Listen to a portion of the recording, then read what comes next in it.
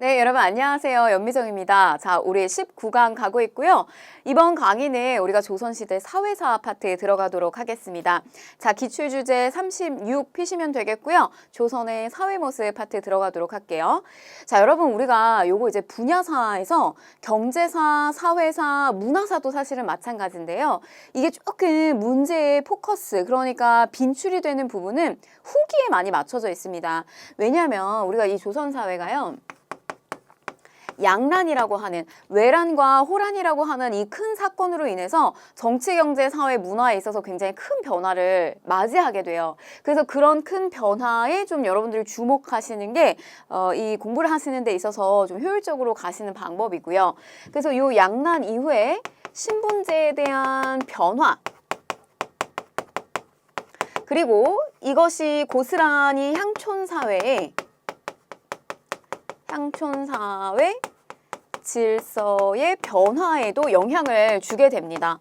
그래서 만약에 여러분 조선시대 사회사와 관련된 문제가 우리가 이제 총 50문제고 한국사 시험이 너무너무 방대하잖아요.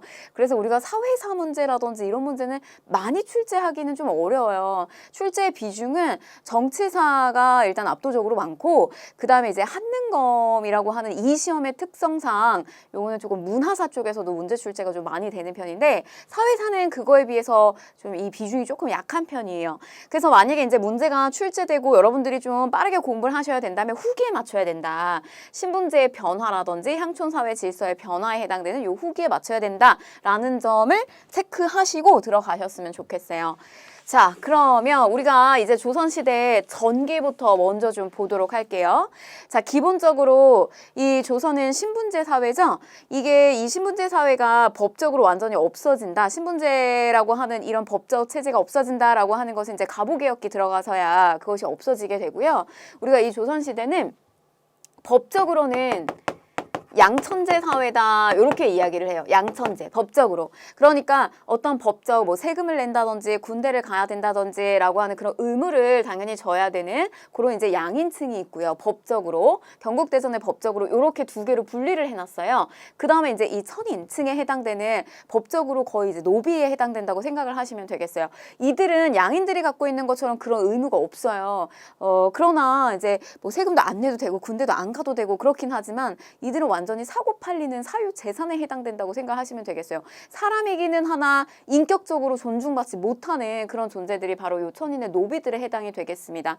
자, 그러나 법적으로는 양천제라고 경국대전에서 규정을 짓고 있기는 하지만요. 이게 실질적으로 안을 뜯어보게 되면은 다시 그 양인층 안에서도 양반과 그 다음에 중간계층인 증인과 그 다음에 우리가 이제 일반적으로 얘기하는 많은 이제 직업군에 속하는 이 농민층 그리고 수공업자 상인 이들이 속해 있는 상민층으로 나뉘어져 있는 반상제 계층으로 이렇게 실질적으로는 그렇다는 거예요.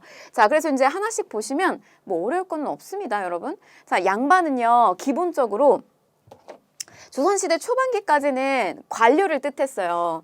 그래서 문반과 무반 과거 시험을 치르고 난 다음에 문반과 무반이 양반이구나 이렇게 의미를 부여했는데 이게 점차적으로 16세기 시간이 지나면서부터는 만약에 예를 들면은 저 따님의 아버지가 뭐 문반이에요. 문신이에요. 그러면은 저 문반한테 저 집안에 그 딸도 그렇고 아들도 그렇고 뭐 저 집안은 저는 뭐 양반집 따님이다. 뭐 양반이다. 그냥 이렇게 지칭을 합니다. 그러니까 즉 이 말은 무슨 말이냐면 가문까지 칭하는 신분으로 정착이 된다는 뜻이에요. 자, 그 다음에 중인층. 이들 중인은요, 양반에 끼기에도 조금 애매하고요. 그렇다고 이렇게 상민층에 끼기에도 조금 애매해요. 그러면 이런 계층이 이제 어떤 계층이 있냐면 바로 양반 첩의 자식입니다. 양반 첩의 자식. 우리가 보통 이제 양반이 있으면 뭐 예를 들면 이제 양반 첩을 드리는데 정실 부인이 아니라 이제 첩 사이에서 나온 자식들을 우리가 이제 서얼이라고 했던 거예요. 보통 이제 뭐 첩이 양반이면은 그냥 서자라고 했고요. 예를 들면 이제 천민이 만약에 들어오거나 뭐 이러면 이제 얼자라고 했습니다. 그래서 우리가 이제 서자 이렇게 불렀는데 이들은 법적으로 문과 응시가 금지됐어요. 그래서 이들은 시험을 어디를 치를 수가 있었냐면 무과나 잡과 응시가 가능했습니다. 그래서 여기에 응시가 가능하다 보니까 주로 이 서울 출신들이 어디랑 같이 묶이게 되냐면 이렇게 기술관 이 기술직 중인층들하고 같이 묶이게 된 거예요. 그래서 엄밀히 얘기하면 이제 서얼과 여기는 이제 어떤 의미가 있냐면 하급 관리 내지는 기술직 관료들을 얘기합니다. 그래서 예를 들면 지방에서 일을 하는 향리라든지 역관이나 기술관, 의관, 천문관 등의 기술직 중인으로 구성이 되어 있는 요 부류랑 같이 중인층으로 묶이게 됐다는 거죠. 그런데 여러분 사실 이 서울들은요.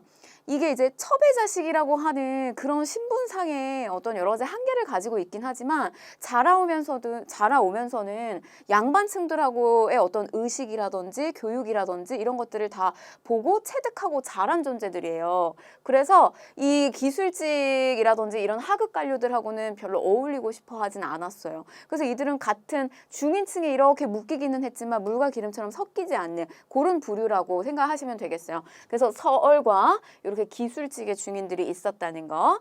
자, 그 다음에 이제 상민은 뭐 여러분들 아시겠지만 그냥 뭐 일반적으로 우리는 농경 국가이기 때문에 농민들이 절대적으로 많았고요. 그다음에 물건을 만드는 수공업자, 사고파는 이제 상인 등이 속하며 여기에는 신량역촌도 포함이 되었다라고 했는데 이 신량역촌 같은 경우는 법적으로는 양인이기는 하지만 실제로 이들이 하고 있는 역 자체가 이 임무가 부여된 역 자체가 너무 고됐다는 거예요. 마치 천민처럼 노비처럼. 그래서 뭐 예를 들면은 봉수꾼. 이 봉수대를 지키는 사람들인데 이게 이제 낮에는 연기를 통해 가지고 위급한 상황을 알리고요. 밤이 되면 불의 줄기를 가지고 이걸 가지고 이제 위급한 상황을 알리게 되는데 이거는 뭐 24시간 내내 지켜야 됩니다. 그렇기 때문에 이들은 뭐 교대를 많이 하기도 했어요. 그렇긴 했지만 일 자체가 너무 고되죠. 그래서 이걸 지키고 있다가 예를 들어 깜빡이라도 졸기라도 하게 되면은 바로 이렇게 모가지가 댕강 날아가게 되는 일 자체가 너무너무 고역이었던 거죠. 뭐 이런 부류도 그다음에 수군 같은 경우도 마찬가지예요. 잘 그쪽으로 배치되려고 하지 않았어요. 그래서 이제 그런 케이스들 같은 경우도 신량 역천에 해당이 됐다는 거. 자, 그 다음에 이제 천민층입니다. 자, 천민층은요, 노비나 백정이나 여러분 우리 저 백정은요, 도축업자라고 생각하시면 되겠어요. 그러니까 고기는 우리가 뭐 고려시대도 그렇고 뭐 이후에 조선시대도 그렇고 고기는 즐겨 먹는 음식이었어요. 값비싼 음식이었는데 고기를 먹는 사람들은 있으나 그 고기를 만들어주는 사람을 굉장히 천시했다는 거죠. 그래서 저게 이제 여러분 저 용어가 신문을 가리키는 용어가 고려시기 때 나오게 되면 그냥 일반 백성을 이야기해요. 그냥 일반 농사꾼들 얘기하는데 저게 이 조선시대로 오게 되면 이제 도축업자, 차별받는 도축업자라는 거 그거 하나 구분을 좀 하셨으면 좋겠고 그다음에 이제 노비나 백정이나 무당이나 광대 등으로 구성이 되어 있었다. 재산으로 취급되어 매매, 상속, 증여의 대상이 되었고요. 또 장례원이라는 관청을 통해서 국가의 관리를 받기도 했다. 요거 하나만 좀 체크하세요. 왜냐면 저거는 뭐 장례원 표현이 저러니까 뭔가 저거는 뭐 국장이라든지 장례와 관련된 내용을 담당하고 있는 그런 기관처럼 느끼시는데 저거는 이제 그 노비라고 하는 존재는 재산이기 때문에 저 노비 문제를 두고서는 이렇게 뭐 여러 가지 뭐 소송이 걸리거나 이런 것들이 있었어요. 그래서 그런 것들 담당하는 곳이라고 보시면 되겠어요. 자, 그 다음에 관청에 소속되어서 신공을 납부하는 공노비가 있었고 그 다음에 개인에게 소속됐었던 사노비가 있었다. 근데 뭐 이제 예를 들면 공노비 같은 경우도요. 이병노비가 있었고요. 관청 안에 들어가서 그냥 일을 보는 거예요.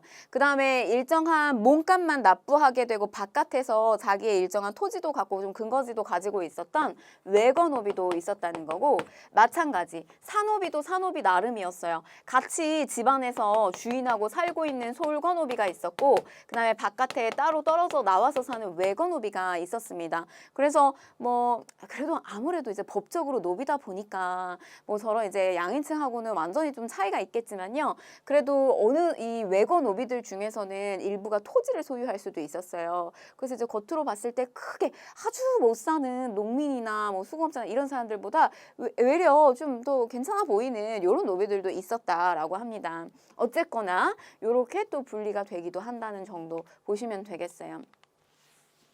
자, 그 다음에 이제 사회제도로 구율제도가 있는데 우리가 이거는 여러분 왕의 업적과 관련해서 고려시기 때 잘 나옵니다. 요 사회제도. 조선시대는 조금 약해요. 고려에서 잘 나올 수 있고요. 의창과 상평창 여러분들이 잘 하셔야 돼요. 의로운 창고 이게 태조 왕건 시기 때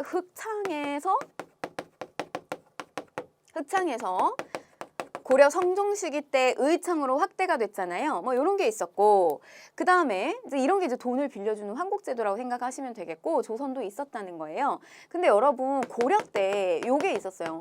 상평창이라고 하는 게 있었죠. 근데 이 상평창은 뭐냐면 물가를 조절해주는 창고였어요. 그래서 물건값이 너무 비싸다는 거는 희소하다는 거잖아요. 물건이 별로 없다는 이야기예요. 찾는 사람에 비해서 물건이 별로 없다. 그러면 저 창고에 보관하고 있는 물건을 내다가 이 물건값을 좀 떨어뜨려주는 뭐 이런 역할들을 물가 조절을 했었던 기능이 바로 이제 상평창이었죠. 근데 이게 조선시대에 오게 되면요. 이 상평창이 돈을 빌려주게 되는 여러 가지 곡식을 대여해주는 저런 어떤 구휼 제도로서의 기능도 하게 됩니다. 조선으로 들어오게 되면요. 그러니까 조금 기능이 달라지죠. 일단 여러분 난이도가 쉬우면 이렇게 고려 안에서 물어볼 거예요. 근데 이 상평창을 가지고 난이도를 또 조금 올리게 되면요. 이런 조선시대에서 구휼 제도를 시행하게 되는 이자를 받고 뭐 이렇게 구휼 제도를 시행하게 되는 제도로서 같이 또 쓰기도 했다는 거. 자, 그 다음에 명종 때 흉년에 대비하는 방법을 적은 구항 차려를 간행하였다. 여러분 이게 언제냐면 명종 때예요. 자, 여러분들 머릿속에 명종 때 은근히 걸리는 것들이 많이 나와요. 뭐 예를 들면 임꺽정의 난이랄지, 그 다음에 대윤과 소윤의 싸움, 누가 돼도 윤 씨가 된다. 을사존내 을사사화 제가 이렇게 얘기했고요.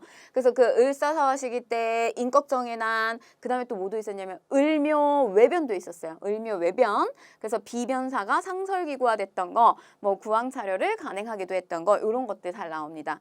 자, 그 다음에 이제 의료제도와 관련해서는요, 동서, 활인서, 환자를 치료하는 동서, 활인서 등을 운영하기도 했다는 거.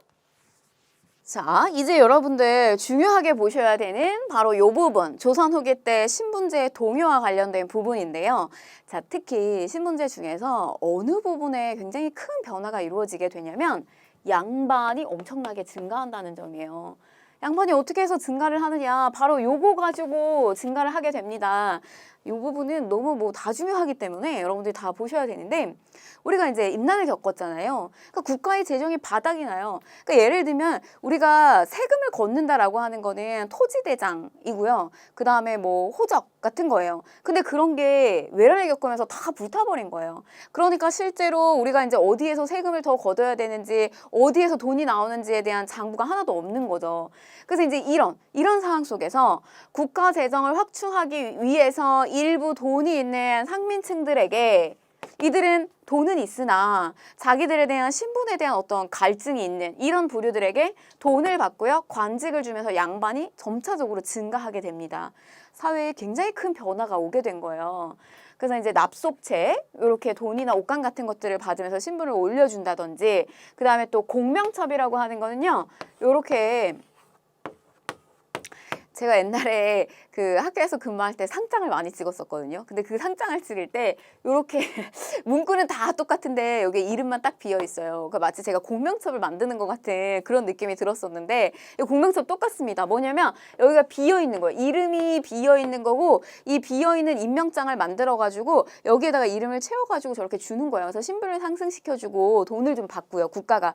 그러니까 국가는 서로 윈윈하는 거죠. 국가는 돈을 받고, 그다음에 또 여기 이제 신분을 상승하고 싶은 그런 사람들에게 신분을 또 좀 상승시켜주고. 근데 저 납속책과 공명책 같은 거 누가 저렇게 초기에 많이 활용을 했을까요? 이들이요, 이들. 서얼들. 돈은 있을 거예요. 경제적으로는 좀 여유가 있을 테나, 그러나 이게 어떤 당시 이제 첩의 자식, 첩의 아들이라는 이유로 여러 가지 그 가정 내에서도 차별이 있었을 테고, 그 다음에 이게 법적으로도 바깥에서도 신분적인 제약이 굉장히 많았을 테고, 바로 이제 이런 존재들이 납속책과 공명첩을 처음에는 많이 이용을 했습니다. 그리고 이제 나중에는 좀 돈을 버는 뭐 이제 뭐 거상이라든지 뭐 이런 층들도 쓰기도 했고요. 자, 그 다음에 족보를 위조하게 된다. 세금과 역을 면제받기 위해서, 왜냐면 양반은 세금, 우리 군대 안 가고 이래도 됐기 때문에 저렇게 이제 세금과 역을 면제받기 위해서 족보를 위조하여 양반이 증가하게 된다. 이런 부분들이 이제 조선 후기에 오게 되면 너무나 많이 이루어진다는 거죠. 자, 근데 이제 반면에요, 양반층 역시도 분화가 돼요. 이 신분이. 권력을 잡은 일부 양반들을 제외한 다수의 양반이 몰락하여 향반이 되고요. 향촌으로 내려간다는 뜻이에요. 그 다음에 근데 이제 이런 거죠. 권반. 권력을 잡은 양반. 근데 여기에서 밀려난 향반. 그리고 완전히 그냥 몰락한 잔반. 우리가 이렇게 급식 먹고 나면 남은 음식을 이렇게 잔반이라고 얘기하는데 물론 이제 한자는 물론 완전 다릅니다. 다른데 너무 비슷하죠. 그러니까 몰락 양반이에요. 그래서 이제 이게 어떻게 보면 이런 어떤 양반층의 분화가 이게 이제 조선 후기 때 오게 되면 신분으로 인해서 나뉘어지는 그런 의미보다요. 경제적으로 얼마나 좀 경제권을 가지고 있느냐, 그리고 시대적 분위기를 얼마나 잘 활용하고 이해하면서 자기가 이제 세력을 키우고 있느냐, 이런 차이에 따라서 뭐 그냥 이제 양반이라고 해서 무조건 막 이렇게 대우해주고 그런 사회는 지나가고 있는 모습인 거예요. 권반도 여러분 지금 이 시점이 요 시기를 떠올리시면 되겠어요. 우리 막 붕당이 한참 이루어지고 있잖아요. 근데 우리가 이제 숙종 무렵, 조선 후기에 해당되죠. 이 무렵이 되면은 뭐 이제 뭐 예송이니 환국이니 이런 게 한창 벌어지고 있는 시점이잖아요. 근데 이때 이제 상호 공존하고 있는 체제는 점점 무너지게 되고 어느 한쪽 당으로다가 힘이 막 몰리게 되는, 그러니까 어느 한쪽 당으로 힘이 몰리면 나머지 부류 세력은 이렇게 떨어져 나가는 모습들도 보여지게 된다는 거예요. 이런 데 다 밀린 거죠, 말하자면. 그래서 일반 농민층보다도 못한 이런 잔반이 생기기도 했다는 거예요. 자, 그 다음에 상민. 감소하게 되더라. 상민이 양반으로 신분을 상승하자 그 수가 줄어들었다. 자, 그 다음에 농민층도 역시 분화가 되는데요.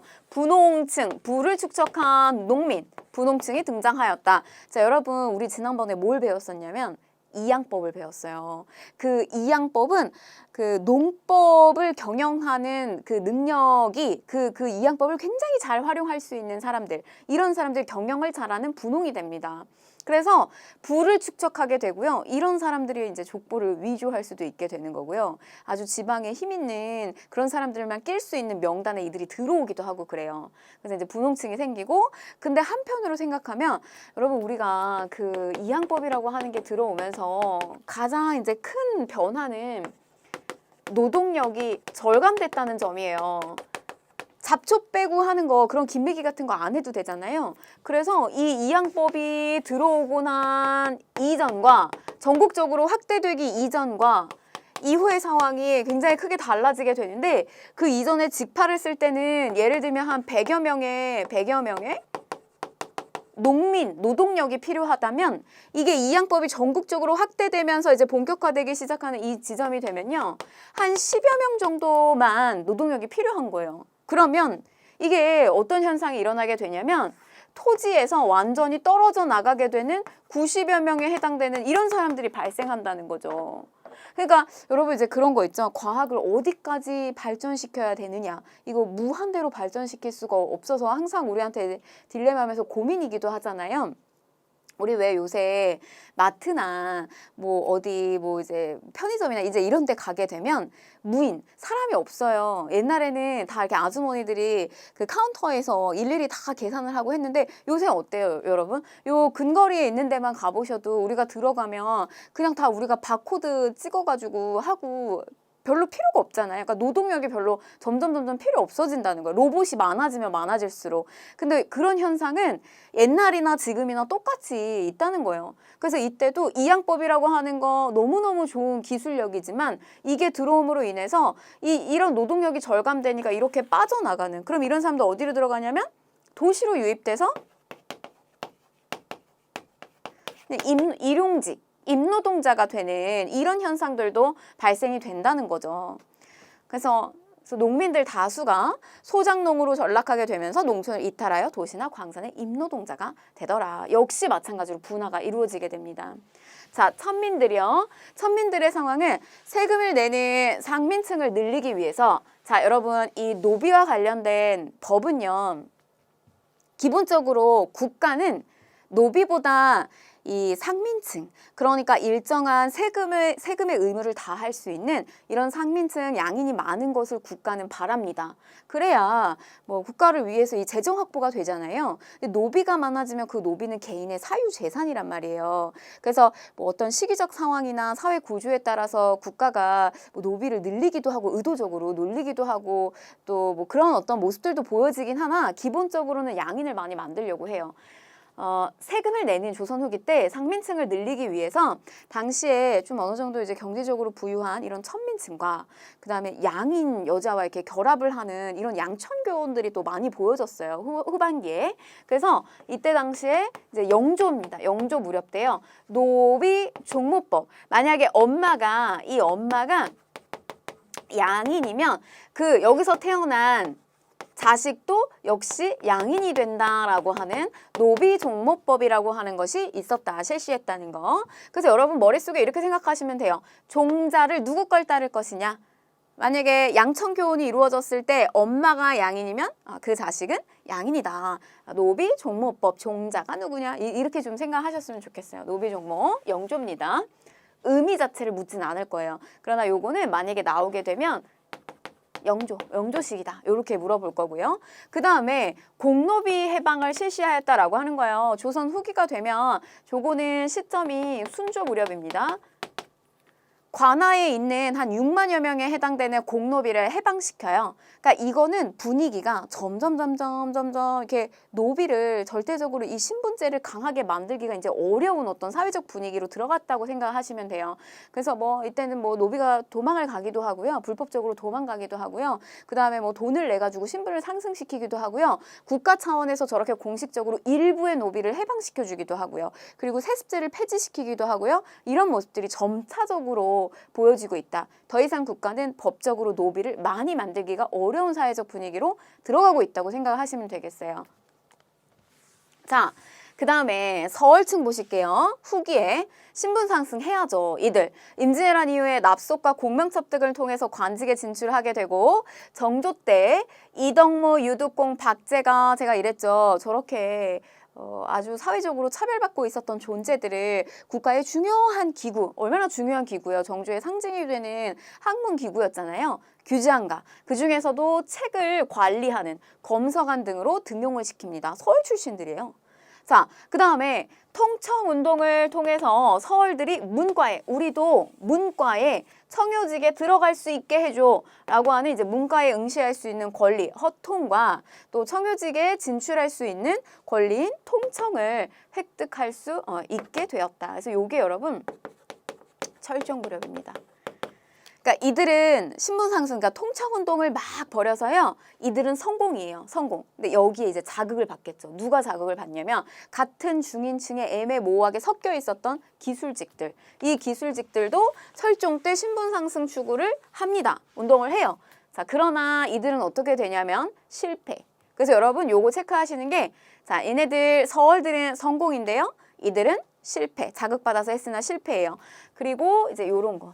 문예 모임인 시사를 조직하여 위학문학 활동을 하게 되었다. 그러니까 이제 뭐냐면 우리 이제 이런 거 생각하시면 될 것 같아요. 뭐 우리가 이제 현대사에서 민주화 운동 같은 거 막 벌이는데 우리가 그걸 이제 전면전으로다가 막 시위를 한다든지 뭐 투쟁을 한다든지 이런 면모도 있지만 이거를 이제 음악이나 아니면은 시나 이런 활동을 통해서 간접적으로 자신들의 어떤 저항의식을 표출하기도 하잖아요. 뭐 그런 어떤 문예 활동 같은 것들. 그러니까 이들의 어떤 신분에 대한 어떤 차별 이런 것들을 저렇게 시사 모임 같은 조직을 통해서 또 분출하는 모습도 보이더라. 이렇게 이해를 하시면 되겠어요. 어쨌거나 기술직은 성공 실패했다는 거.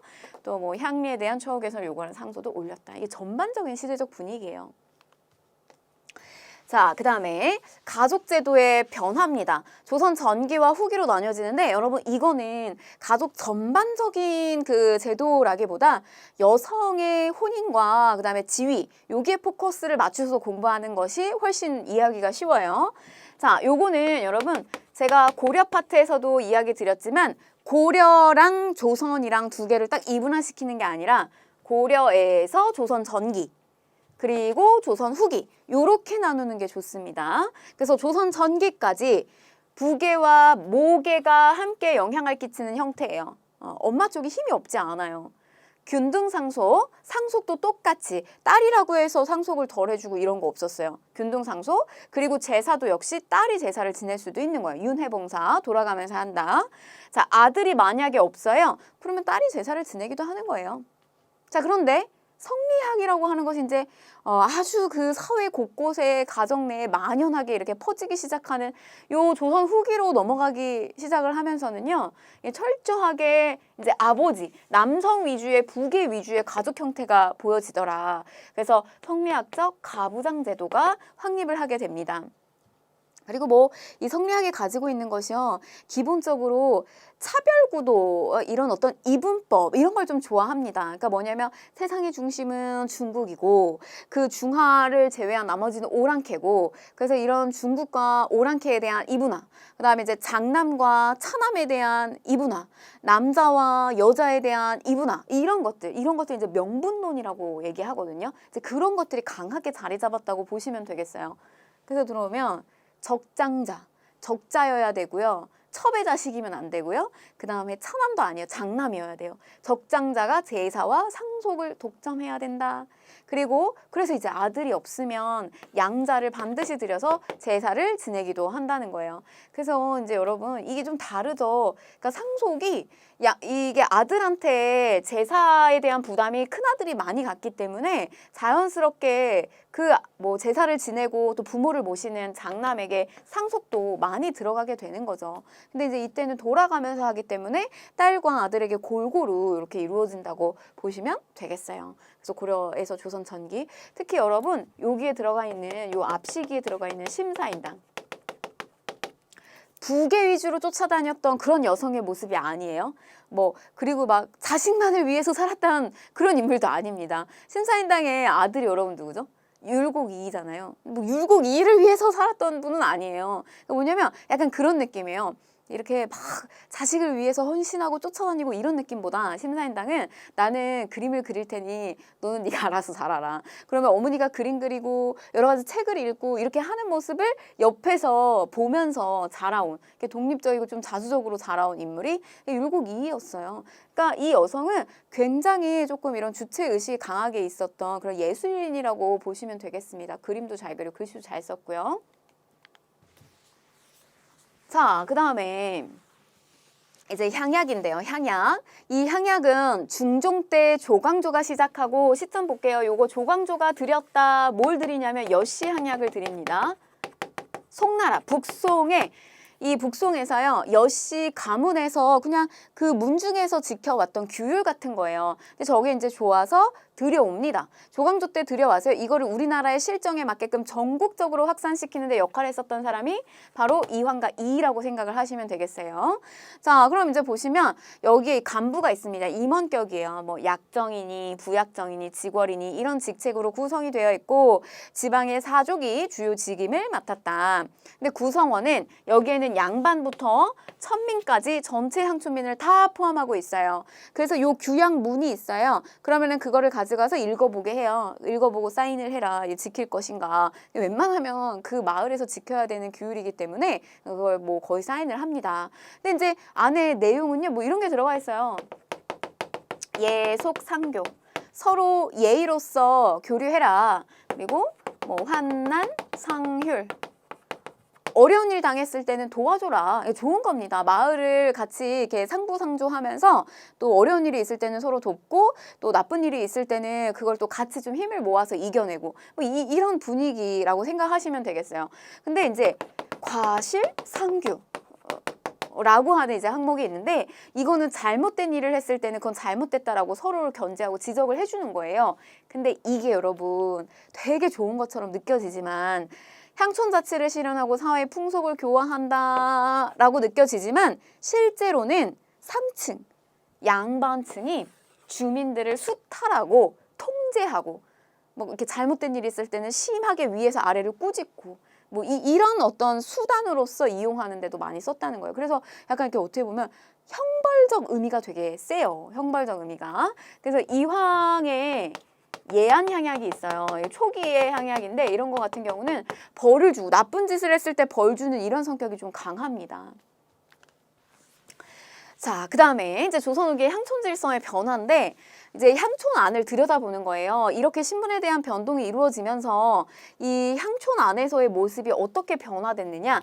양반이 경제력을 상실하고 양반의 권위는 떨어지게 되죠. 지방 마찬가지. 그 다음에 이 분홍층이요. 수령하고 결탁을 해서 향안에다가 집안의 향촌 사람들의 명단인데 여기다 이름을 올리고 향회를 장악하려고 하였다. 여러분 이제 이게 어떻게 되냐면 이 향촌 사회는요.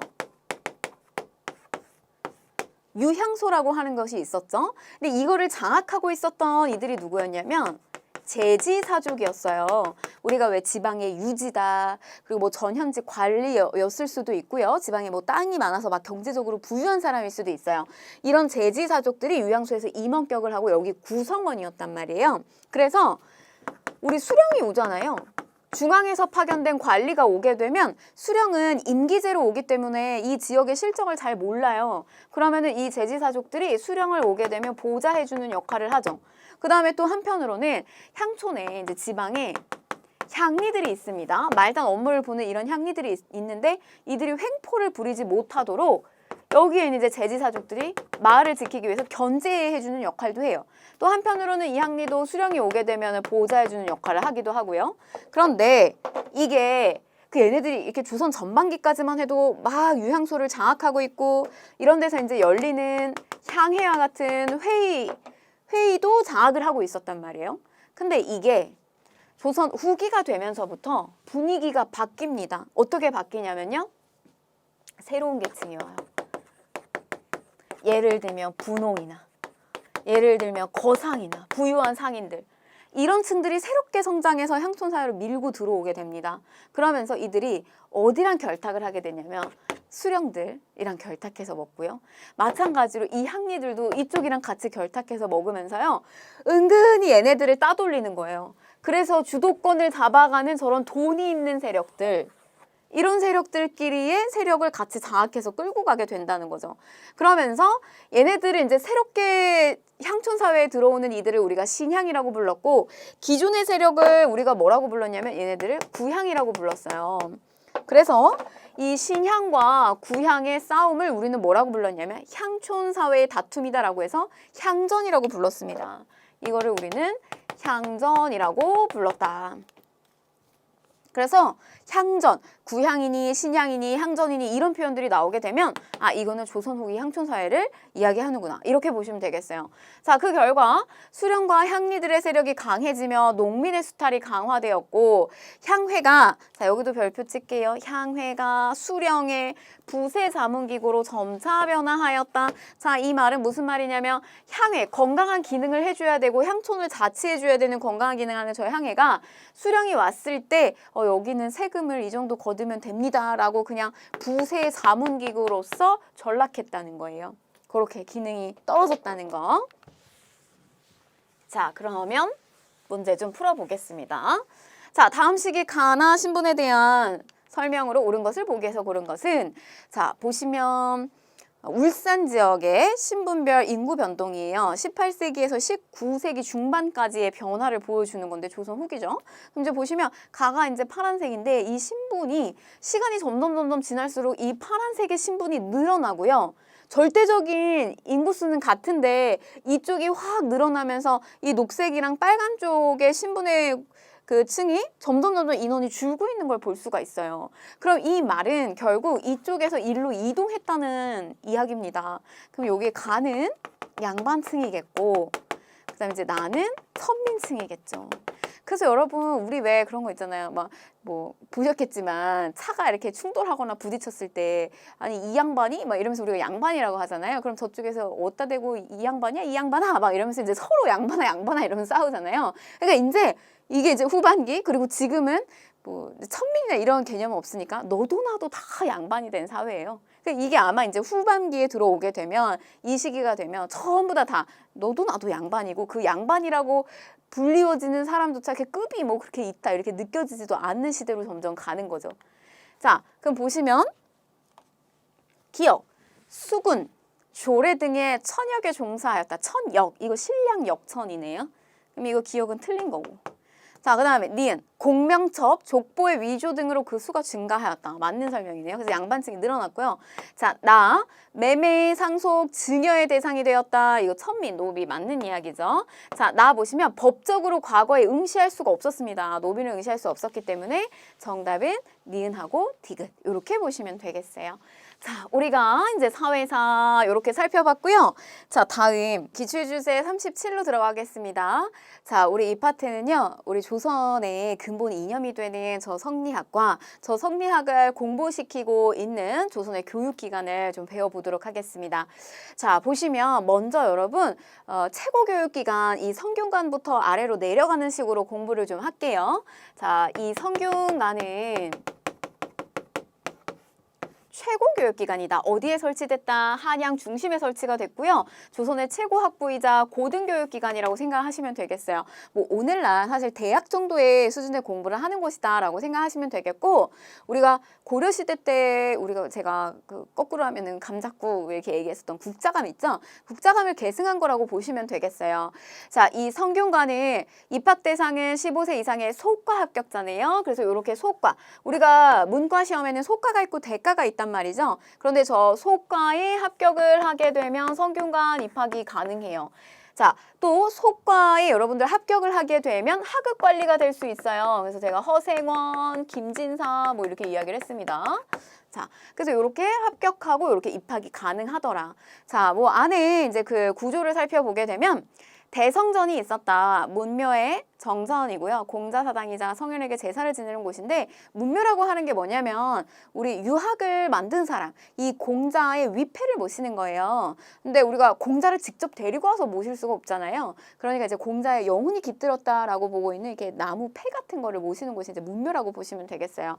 그래서 이런 이제 대성전이 있었고, 그 다음에 이제 동무와 서무와 같은 또 선현의 위패를 모시는 곳은 우리 이제 고려나 조선을 거쳐오면서 성리학을 발전시킨 뭐 우리의 선배들, 스승들 이런 사람들 모시는 곳이 선현이라고 보시면 되겠습니다. 자, 그다음에 이제 명륜당, 이거는 밝아지는 곳이에요. 그래서 강의 공부하는 곳이죠. 그리고 동제, 서재 머무는 곳, 기숙사, 또 종경각, 도서관 같은 곳이 있었다는 거. 자, 그다음에 이제 여러분 만약에 우리는 중등교육기관에 간다라고 했을 때 내가 한양에 있다, 수도의 중앙에 있다라고 하면 중앙에 있다 그러면 사부학당에 입학을 할 수가 있어요. 그래서 이제 방위 형태로 저렇게 명칭이 붙였죠. 중학, 동학, 서학, 남학과 같은 저 사부학당에 들어갈 수가 있었고, 그 다음에 만약에 우리가 이제 지방에 향촌 사회에 있다라고 하면 지방에 마을의 그 땅의 크기라든지 규모죠. 규모. 그다음에 이제 인구수에 따라서 나뉘어진 이제 저 행정구역이죠. 부목, 군현에 각각 하나씩 설립된 중등교육기관이라고 보시면 되겠어요. 향촌에 있는 학교다. 이게 향교잖아요. 그래서 요 향교에 입학이 가능합니다. 구조는 대성전, 동서무, 명륜당, 동서제 비슷하죠. 여기 성균관이랑 비슷하고요. 또 성현에 대한 제사와 지방민 교화를 담당하기도 했다는 거. 자, 그 다음에 이 향교 같은 경우는요. 관학입니다. 관학이기 때문에요. 중앙에서 교수하고 훈도, 교수님을 파견하는 거예요. 이런 것들이 있었다는 거. 자, 그 다음에 여러분 이제 서원으로 가시게 되는데, 이게 여러분 이렇게 나눠서 한번 볼게요. 이게 지방으로 가게 되면 지방에는, 그러니까 향촌 사회는 향교라고 하는 게 있어요.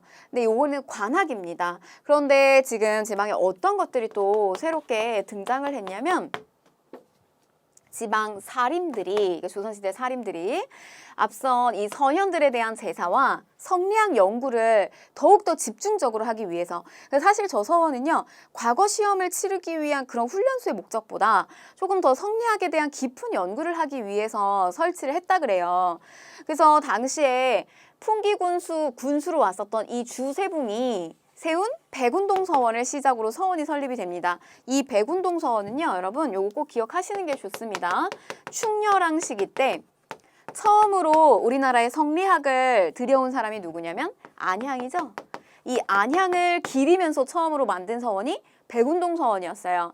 그래서 요 서원을 시작으로 서원이 설립이 됐습니다. 근데 여러분 저거 처음에 만들 때 엄청 반대했고 사람들이 많이 도와주지 않았어요. 왜냐면 이거 있지 않냐, 향교가 있는데 뭐하러 저거를 또 만들어, 이러면서 아무도 이렇게 콧방귀 끼고 저거 잘 되지도 않을 거야, 뭐 학생들 아무도 안 갈 거야 이랬는데, 나중에 이제 점점 여기 학생들이 몰리게 되면서 이게 엄청나게 발전을 하게 된 거예요. 그러니까 나중에 여기 후임자로 왔었던 누가, 저 풍기군수의 후임자로 왔었던 이황이 여기 있는 학생들이 너무너무 공부를 열심히 하니까 이거 국가에서 지원을 좀 해달라라고 건의를 해요. 그래서 국강이 내리는 간판을 받습니다. 근데 이때 명칭이 바뀌는데요. 그게 바로 이제 소수서원이 되겠습니다. 소수서원. 유명하게 여러분들 백운동 서원 좀 낯설어도 소수서원은 들어본 적이 있을 거예요. 그래서 이렇게 국왕으로부터 이렇게 편액을 받게 되면서 이제 사액서원이라고 이야기를 합니다. 그러면 국가가 많이 지원을 해줘요. 근데 여러분 이게 처음에 하나, 둘, 셋, 넷 이러면서 너무너무 많이 저 서원이 늘어나게 되는 거예요. 근데 한편으로는 저 서원을 중심으로 해서 저게 붕당이 너무 또 강하게 형성되는 거죠. 그래서 나중에 흥성대원군이 이거 어떻게 하느냐, 이 서원이 오히려 백성들의 완전히 고열을 짠다. 이게 뭐냐면 이렇게 국가로부터 저렇게 편액이라든지 저런 지원을 받게 되면요, 국가의 재정이 절로 너무 많이 들어갔던 거예요. 그래서 흥선대원군 시기 때 이거 많이 철폐를 하게 됩니다. 서원 철폐. 그래서 이렇게 서원이 있었다는 거 보시면 되겠어요. 자, 그래서 이렇게 정리를 좀 하시고 그 다음에 이제 맨 아래로 내려가서 저 서당이 있었다는 거, 요게 요렇게 갈게요. 아래로. 그럼 맨 초등교육은 서당입니다. 이 서당에서 뭐 하냐? 뭐 하늘, 천, 땅하지 뭐 이렇게 하나씩 글자 익히는 것부터 시작하는 초등교육이에요. 그래서 천자문 배운다든지 아니면 명심보감 이런 거 익힌다든지, 그래서 선비와 평민의 자제들을 가르쳤던 곳이 서당이었구나. 이렇게 보시면 되겠습니다. 자, 그 다음에 이제 여러분 여기는 이제 성리학입니다. 성리학. 이 부분은 여러분 어렵게 느껴지실 거예요. 근데 제가 한 번에 정리를 좀 잘 해드리겠습니다. 한 번만 딱 정리를 하시고요. 시험에 나올 걸 딱 체크하셨으면 좋겠는데, 성리학은 철학이에요. 사상이자 철학이라 이게 눈에 보이지 않는 거고 생각에 대한 깊이를 우리가 들여다보는 거기 때문에 너무 좀 추상적이에요. 그래서 좀 어려울 수가 있습니다. 자, 근데 이제 이 성리학이라고 하는 것이 뭐냐, 좀 여러분들이 간단하게 좀 체크를 좀 해보시면, 성리학. 유학은 우리 공자가 만든 원시 유학부터 시작이 됩니다. 유학. 공자가 만든 이 유학. 나라를 어떻게 하면 아주 부강하고 다시 분열되지 않는 이런 튼튼한 나라를 만들 수 있을까, 이런 고민에서부터 출발했는데 도덕 이런 것들 중심으로 군주가 그걸 가지고 이제 나라를 잘 끌고 가야 된다, 이제 이런 것들 좀 집중적으로 들어있는 것이 이제 유학이었는데, 이게 나중에 금나라 여진의 이 금나라의 침입을 받게 되면서요, 뭐 중간에 이제 훈구학, 뭐 진시황제 시기 때 분서갱유 사건을 겪게 되면서 이제 중간에 훈구학이 나오게 되고, 그다음에 이제 이 금나라 여진의 침입을 받게 되면서 중국이 송나라가 북송에서 이렇게 쭉 아래로 이렇게 남송으로다가 이렇게 내려가게 되잖아요. 근데 이제 그렇게 타격을 받았을 때, 여진으로부터 그렇게 큰 타격을 받았을 때, 이 나라는 그러니까 외부에 대한 부분에 집중하는 것이 아니라 이렇게 내부에 대한 깊은 고민과 어떤 철학 이런 거에 대한 연구에 집중하기 시작해요. 문치주의가 발달했다, 우리가 이런 표현도 쓰는데요. 그러니까 제가 여러분들한테도 얘기했지만, 만약에 외부로부터 내가 어떤 큰 상처와 타격을 받았다라고 했을 때 내가 뭐 귀걸이와 뭐 옷을 뭐 명품으로 휘두르고 뭐 이렇게 가지 않거든요. 그러니까 뭐냐면 나에 대해서 진지하게 고민을 해보죠. 그리고 내가 가지고 있는 강점, 내가 가지고 있는 약점, 내 스스로 이렇게 성찰해보는 시간을 갖게 될 거예요. 내가 멘탈을 자꾸 부여잡으려고 노력을 하겠죠.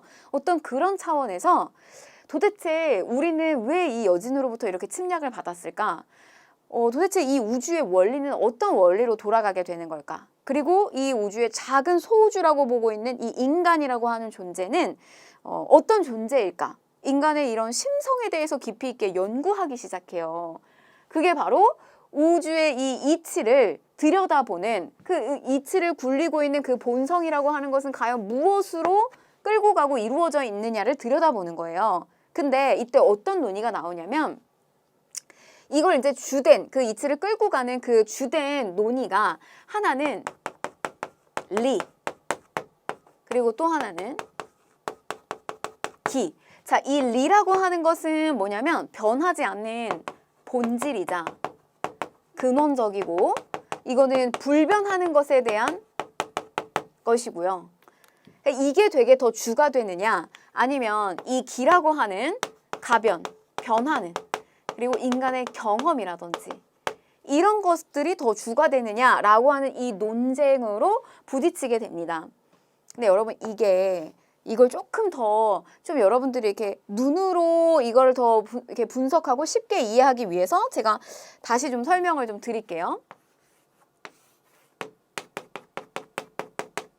여러분 이게 뭐죠? 이거 빗설무늬 톡이죠. 그죠?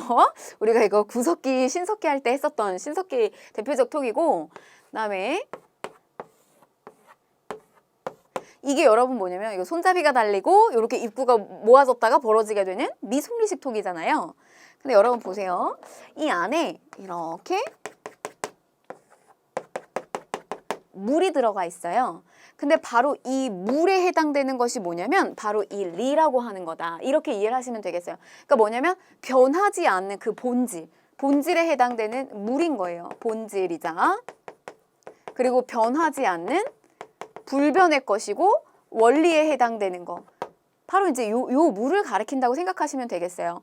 근데 이 물을 담고 있는 이 겉에 있는 틀 있잖아요. 바로 이제 이 틀이 여러분들 요 틀에 해당되는 부분이 바로 이제 그릇 겉에 있는 틀이죠. 그릇이자 이제 이 틀에 해당되는 부분이 바로 이 가변성이 있고 가변하고 그다음에 인간의 경험이자 기라고 하는 거예요.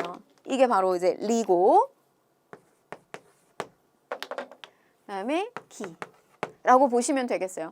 그럼 여러분 이제 이게 뭐냐면 세상을 움직이는 힘 그리고 세상을 움직이는 거에 있어서 중요한 것은 이 본질에 해당되는 것이 더 중요하다라고 주장하는 사람이 있는 반면에 어떤 사람들은 본질에 있는 것도 중요하기는 하지만 이 겉에 이걸 담고 있는 경험과 어떤 제도와 틀 이런 게 중요하다라고 하는 사람들이 있었던 거예요. 그런 논의가 철학적으로 계속해서 이루어졌다고 보시면 되겠습니다. 그래서 대표적으로 이쪽에 주장을 했었던 사람이 어떤 사람들이 있었냐면 이걸 처음으로 이제 선구자로서의 어떤 그 주장을 했었던 사람이 이현적이고요. 이걸 집대성한 사람이 이황이에요. 이어받은 사람. 자, 그 다음에 바로 이제 이쪽의 주장을 처음에 선구자로서의 역할을 했었던 사람이 서경덕이고요. 이거를 이어받은 사람이 집대성한 사람이 이입니다. 이쪽이에요. 그래서 여러분 이걸 다시 한번 이황과 이의 입장에서 다시 한번 좀 제가 도식으로 그려볼게요. 자, 이 이황 같은 경우는 세상은 이 본질적이고 변하지 않는 근본적인 것에 해당되는 이 리가 무엇보다 중요하다. 나는 기라고 하는 것이 있다는 것을 알아. 그러나 리만 중요해 라고 하는 주리론자고요. 이 같은 경우는요. 이 사람도 성리학자예요. 그래서 변하지 않는 이 리에 해당되는 본질에 해당되는 것이 중요하다는 걸 알아요. 그러나 뭐를 절대 무시할 수 없다. 인간의 경험과 제도 이런 변화에 대한 것도 인식을 해야 된다라고 하는 이기 조화를 강조했던 사람이 이라고 보시면 되겠어요. 그래서 요런 차이 세상을 끌고 가는 어떤 힘과 그 본질은 이황 같은 경우는 리가 더 중요하다고 얘기하고요. 이는 리기의 조화를 강조하게 됩니다. 이 이는 이런 주장을 해요. 뭐냐면 리통 기국론 이라고 하죠. 리. 이건 무슨 얘기냐? 보세요. 제가 있고 그다음에 이제 여러분들 우리 이제 수험생들 학생들이 있어요. 근데 여러분들하고 저하고는 본질적인 변하지 않게 우리가 공통이 되는 점이 있어요. 그게 리라고 하는 건데 그게 뭐냐면 우리는 뭐로 통하냐면 인간으로 통합니다. 우리는 똑같아요. 인간으로 통한다. 리통이에요. 그러나 뭐라고 얘기하냐면 이 같은 경우는 이거 리가 통한다 중요하지만 그러나 우리는 겉에 있는 틀 있잖아요. 이 겉에 있는 틀이 우리는 서로 다릅니다. 저는 선생이죠. 선생님입니다. 뭐 나는 선생이 넌 학생이야. 나는 선생이죠. 겉에 있는 틀, 여성이라고 하는 이 틀, 그다음에 여러분들은 수험생이라고 있는 겉에 있는 틀 또는 남성이라고 하는 뭐 어떤 틀, 여성이라고 하는 틀 이게 다르잖아요. 겉에 싸고 있는 이 기라고 하는 것이 그래서 리통 기국론 리가 통하지만 기에 국한된다는 뜻이에요. 그래서 이는 리기 조화를 강조하게 됩니다. 이거 두 개를 절대 무시할 수 없다. 그래서 이 같은 경우는 특히 사회의 여러 가지 제도나 이런 것들을 되게 중요시했어요. 그래서 개혁안, 사회가 잘 돌아가려면 본질적인 거 중요하지만 여러 가지 개혁안들을 잘 반영시켜서 더 나은 사회를 만들어야 된다. 그래서 뭐 신반양명설이라든지 수미법이라든지 특사물 쌀로 내자라든지 이런 주장을 많이 했던 게 이 쪽이라고 생각하시면 되겠어요. 이게 기본이에요, 여러분. 이게 기본. 자, 그러면 우리 다시 가볼게요. 서경덕. 기가 스스로 작용하여 우주 만물을 존재하게 한다는 주기론, 저 사람은 기가 되게 중요하다고 얘기했던 분이고요. 저걸 이어받은 게 이제 이인데 이 같은 경우는 이와 기의 조화를 강조했다라고 보시면 되겠고, 그 다음에 이제 남명 조식인데요. 이 조식 선생님은 학문의 실천성을 특히 강조했어요. 그냥 이렇게 철학으로서 남는 것이 아니라 저 실천, 그래서 경과 의를 강조해서 특히 임진왜란 때 그 몸소 보여주세요. 이 제자들, 저 조식의 영향을 받은 제자들이 대표적으로 정인홍, 그 다음에 곽재호 이런 사람들인데 저런 제자들이 다 의병장으로서 많이 활동을 하게 됩니다. 그 다음에 이제 이현정, 리를 순수한 것으로 보는 주리론, 세상은 모두 리가 끌고 간다라고 생각을 하는 거죠. 자, 그 다음에 이제 택의 이황 보실게요. 백운동 서원을 사획서원으로 공인할 것, 소수서원 뭐 이런 것도 잘 나오고요. 그 다음에 군주의 도를 도식으로 설명하여 선주에게 바친 성학 10도와 자, 여러분 보세요. 그러면 이거는 여러분 이황 같은 경우는 이렇게 봅니다. 이 리는 군주예요. 그리고 기의 존재는 신하로 이렇게 비유를 해볼 수가 있거든요. 그래서 이황 같은 경우는 뭐가 가장 중요하냐면 군주 스스로가 되게 중요해요. 그래서 군주 스스로 열심히 자기 스스로 갈고 닦는 게 중요합니다. 그래서 그런 이야기를 담고 있는 것이 성학 10도예요. 10개의 폭으로 된 개혁안을 이렇게 올린 겁니다. 그런 이제 왕에게 올렸다는 거예요. 선조에게. 그리고 또 주자서 저료, 뭐 동방의 주자라고 불릴 정도로 주자를 철저하게 따랐던 사람이 또 이황이기도 해요. 주자서저료. 자, 그 다음에 율곡이 보실게요. 순위법, 개혁에 초점 맞췄다고요. 제도, 개혁, 변화 이런 거에 좀 초점을 맞추신 분이 이입니다. 자, 군주가 수양해야 할 덕목을 제시할 선주에게 박힌 성학 지표인데요. 자, 얘는 이렇게 대비할 수 있어요. 군주 그리고 신하예요. 이 이황이랑 다릅니다. 뭐냐면 군주 자체 중요하지만 모두 인지해야 된다. 이 신하가 군주가 바른 길로 갈 수 있도록 조언해 주는 것도 너무너무 중요하다는 거예요. 그래서 신하가 군주에게, 물론 이제 이런 뜻은 아니지만 신하가 군주에게 집요하게 성악 공부를 시킨다. 뭐 이렇게 기억을 하시면 좋겠어요. 성악, 집요. 그리고 개혁안, 동호, 문답, 개혁안 올린 거고요. 그 다음에 성리학, 경몽, 어린아이, 무지몽매한 이런 아이들을 깨게 하는 거예요. 성리학, 입문서인 경몽 요결들이 있었다. 율곡이. 자, 그런데 여러분 이제 이런 논의가요. 너무너무 극대화되고 심화되는 거예요. 그래서 다른 주장은 받지 않아요. 오로지 성리학만. 그래서 이게 절대화되고 심지어는 교조화됩니다. 그래서 이제 송자라고 불렸던 이 송시열 서인 정권이 성리학을 정권의 학문적 기반으로 강화를 하고요. 근데 이거 너무 절대화되고 교조화되니까 이거에 반발하는 움직임이 나와요. 대표적으로 윤효, 박세당 이런 사람들이 제안합니다. 유교 경전의 재해석을 시도를 했어요. 그래서 특히 원래 그 처음에 원시 유학, 공자에 대한 어떤 주장 이런 뭐 그런 해석들을 많이 하기도 했고요. 그다음에 육경에 대한 뭐 이런 해석이라든지 뭐 새롭게 독자적 해석을 하게 됩니다. 그러나 이제 뭐라고 하냐면 성리학 사문을 어지럽히는 난적으로 몰리게 되죠.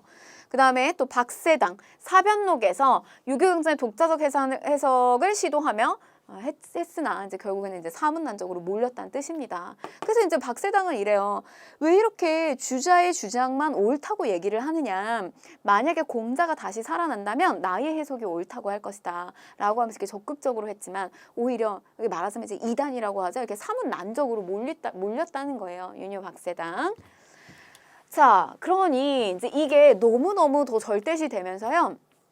우리 여러분 서인이 주도권을 마지막에 잡잖아요. 제가 서인으로 시작해서 서인으로 끝난다 이랬는데 이 서인이 노론과 소론으로 나뉘게 되는데 결국 주도권 이 노론이 잡잖아요. 근데 이제 이 노론 내부에서 다시 호론과 낙론의 논쟁이 벌어집니다. 이게 호랑 논쟁이에요. 이 호론은 충청도 호서 지역을 얘기하거든요. 거기에 있는 저 노론 세력이에요. 그리고 이제 낙론 같은 경우는 그 우리 대학로의 그 해화역 일대에 가게 되면 이렇게 낙산이 있거든요. 낙산? 그래서 그 낙산 일대에 있는 서울 노론을 얘기하는 거예요. 이 낙론은. 그러면 여러분 생각해 봤을 때 어디가 조금 더 보수적이고 어디가 조금 더 개방적일까요? 이쪽 낙산 일대에 있는 이 서울 노론이 조금 더 개방적. 그리고 여기가 조금 보수적. 충청도에 실제로 양반이 많았어요. 비율적으로. 근데 이제 여러분 보시면 이 호론 쪽에서 주장한 게 뭐냐면 인물성 이론. 이쪽은 인물성 동론을 주장합니다. 이거는요, 이는요, 다르리, 이거는 같을 동이에요. 인성과 물성은 본질적으로 다르다라고 차별을 좋아하죠. 성리학이나 이제 이런 쪽에서는 차별을 좋아합니다. 인물성 이론이고요. 근데 여기는 인성과 물성은 그 본질에서 다르지 않다라고 동론을 주장을 하게 됩니다. 그래서 이게 어떻게 연결이 되냐면 중국하고 오랑캐는 엄연히 달라. 그 오랑캐라고 치부하는 게 이제 청나라잖아요. 그래서 이거는 이쪽은 북벌로 연결이 돼요. 북벌론으로. 이쪽은 어디로 연결이 되냐면 그래도 배울 것이 있으면 배워야 된다. 북학론으로 연결이 됩니다. 이게 나중에는 어디로 연결이 되냐면 위정척사로 연결이 돼요. 위정척사파. 그래서 이 위정척사파는 올바른 것을 애워싸고 사악한 거, 외부로부터 들어오는 서양의 학문이라든지 종교 같은 거 배척하자는 거예요. 요렇게. 그 다음에 이 북학론은 배우자, 그래서 이제 개화로 또 연결이 된다라고 하는 거까지 보시면 좋겠어요. 자, 요거는 여러분들 한번 읽어보시면 되겠고요. 넘어갈게요. 자, 그런데 이제 너무 이 성리학, 이런 논의도 너무 깊어지고 절대화되고 하는 그런 과정 속에서 이 성리학을 대변하면서 나왔던 윤효, 박세당 이런 사람들 다 사문난적으로 몰리면서 배척당했잖아요. 근데 이제 어떤 주장도 나오게 되냐면 양명학이라고 하는 것이 나오게 됩니다. 이건 중국에서도 마찬가지였던 거예요. 성리학이라고 하는 것이 너무 탁상 공론, 뭐 이게 너무 철학적으로 깊어지고 이러니까 책상 위에 그냥 비어 있는 공론이다, 뭐 이런 뜻이거든요. 그래서 조금 더 사람들에게 조금 더 쉽게 다가갈 수 있고 친숙하게 들어갈 수 있는 너무 절대시되고 있는 이 성리학의 논의에 반박하면서 나온 게 바로 양명학이라고 하는 게 나오게 돼요. 이게 이제 우리나라에도 들어와서 연구가 되는데. 근데 여기서 주장하는 거는 뭐냐면 이제 심증리입니다. 심증리. 성리학은요, 여러분 기본적으로 성리학에서 깨달음을 얻고 무언가의 경지에 오른다라고 할 때는 그 유학 경전을 읽을 수 있는 사람한테만 해당되는 이야기였어요. 그러니까 철저하게 글을 읽을 줄 알고 어느 정도 경제적 여유가 있는 사람들한테 해당되는 이야기거든요. 그래서 이런 지식인들층이 피지배층을 교화의 대상으로 삼으면서 끌고 가는 게 좀 성리학 안에 들어가 있는 어떤 논리라면 양명학은 그렇지 않아요. 신분을 철폐하면서 평등하게 보고 있는 논리가 들어가 있어요. 뭐냐면 세상의 이치라고 하는 것은 모두 다 어디에 있냐면 인간의 마음에 있다고 이야기를 해요. 인간의 마음이 곧 세상의 이치라고 이야기를 합니다. 그 여러분들 뭐 그런 경험 많이 하셨을 거예요. 뭐냐면 뭐 아침에 엄마는 똑같이 아침에 밥 좀 많이 먹고 가 이게 맨날 똑같이 이야기를 했는데 내가 어떤 날은 그 이야기가 엄마의 그냥 걱정처럼 들려서 내가 오늘은 기분 좋게 밥을 맛있게 먹고 아침에 도서관 가가지고 공부를 그냥 열심히 하고 이렇게 뭐 산뜻하게 시작을 했는데 어떤 날은 내가 뭔가 이렇게 짜증이 그득 나 있어요. 그래서 엄마 똑같이 아침에 밥 좀 한 숟갈 더 뜨고 가 이렇게 얘기했는데 그 얘기가 너무너무 듣기 싫은 거죠. 그래서 엄마 나는 아침에 밥 많이 안 먹는다고 얘기를 몇 번을 해야 돼? 이러면서 이제 막 짜증을 부리고 오게 되면 그날 아침부터 막 공부하는 게 막 꼬이고 그럴 때가 있으시잖아요. 어떻게 보면 그냥 똑같은 현상이었는데 이게 내 마음이 달라짐으로 인해서 똑같은 현상도 굉장히 이렇게 상황이 달라진다는 거예요. 이게 결국 뭐냐면 이 세상의 이치라고 하는 것은 다른데 바깥에 있는 것이 아니라 바깥에서 무언가를 구해와서 내가 그걸 공부해서 얻는 것이 아니라 내 마음 안을 다스리는 거에 있다고 이야기를 하는 겁니다. 그러니까 너무너무 중요하죠, 여러분. 여러분들 이렇게 취업 준비하고 공부하고 하실 때도 너무너무 중요한 게 그래서 뭐 우리가 멘탈 관리 맨날 이렇게 얘기하지만 이게 정말 양명학에서 이야기를 하고 있는 겁니다. 내가 어떻게 마음을 갖고 있느냐에 따라서 이 현상 자체가 다르게 보인다는 거죠. 인간의 마음이 곧 이치라는 거. 그래서 자꾸 이렇게 다스리셔야 돼요. 스스로 내 마음을 자꾸 다스리려고 노력을 많이 하셔야 됩니다. 내가 오늘도 좀 기분 좋게 출발하려고 하는 노력을 자꾸 스스로 하셔야 되고 그래서 치양지설. 사람은 누구나 마음속에 이 양지를 지니고 있으므로 누구나 평등하다라고 하는 이야기를 해요. 이건 신분제를 무너뜨리는 데까지 가는 거예요. 왜냐하면 성리학은 이건 할 수 있는 사람, 공부할 수 있는 사람이 따로 있거든요. 그런데 이 양명학에서는 누구나 다 저 양지가 있다고 봅니다. 그래서 또 이제 이런 주장도 하는데 암과 실천은 함께 가야 된다라고 하는 지행합의를 주장을 하는데요. 이제 말하자면 이거죠. 지행합의는 아는 것과 실천은 같이 가야 된다. 우리 여러분 성리학에서는 뭐라고 얘기하냐면 선지후행을 강조해요. 먼저 알고 후에 행하라. 근데 잘 생각해 보세요. 지하철을 타고 가다가 이게 막 허리가 불편하신 할머니가 무거운 짐을 들고 왔어요. 근데 저런 할머니가 오시면 내가 자리를 비켜줘야 된다는 거를 나는 알죠? 나는 배움을 통해서 난 그걸 알고 있어요. 그러나 그게 바로 내가 팍 일어나가지고 자리를 양보할 수 있는 그런 행동으로 이어지나요? 그럴 때도 있지만 그렇지 않을 수도 있잖아요. 그래서 이쪽 양명학에서 뭐라고 얘기하냐면 암과 실천이 항상 동시에 가는 걸 추구해야 된다는 이야기를 해요. 여기는 선지후행입니다. 그러나 이제 여러분 그럼 여기는 뭐 아는 것과 행하는 것이 분리되어 있는 이야기를 꼭 하고 있는 거냐? 그렇진 않습니다. 그러니까 뭐냐면 많이 알수록 많이 깨달음을 얻은 자일수록 행동도 그만큼 많이 따라갈 수 있다는 이야기를 또 이쪽에서는 하고 있는 거예요. 그런 차원에서 이해하시면 되겠어요. 어쨌거나 지행합일. 자, 수용, 비판. 중종 때 양명학이 들어왔으나 이황의 비판을 받았고요. 이황은 거부합니다. 오로지 이제 성리학. 그래서 17세기 후반부터요. 소론, 노론이 짱이다. 근데 여기서 배제된 그러니까 이런 것들은 이거는 인싸의 학문이 아니에요. 그러니까 배제된 그룹인 소론과 부르와 왕실의 종친들이 본격적으로 수용을 하게 된다. 그래서 이거 강화도에 뭐 유배 간 사람이나 뭐 이런 사람들이 몰려가지고 이렇게 이 양명학을 끌고 가거든요.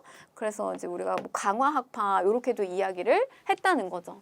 그래서 이제 보시면 뭐 연장선상에서 뭐 하곡집 존원 그리고 강화도에서 양명 연구하며 강화학파를 형성하였다. 이렇게 보시면 되겠습니다.